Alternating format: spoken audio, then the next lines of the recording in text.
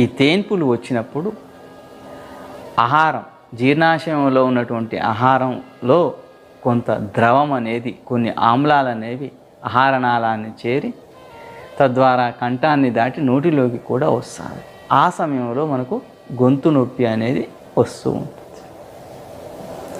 మనకు ఈ సమస్యలు అనేవి రాకుండా ఉండాలంటే ఆహారాన్ని వేడివేడిగా తీసుకుంటూ, మన ఆహారం తీసుకున్న సమయంలో మనకు గోర్లను లేకుండా పరిశుభ్రంగా కడుక్కొని,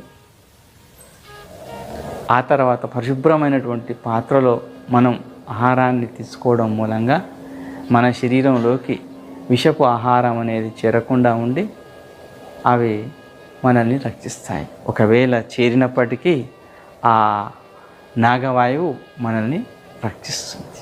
ఈ రక్ష ఆ భగవంతుడు మనకిచ్చినటువంటి ఒక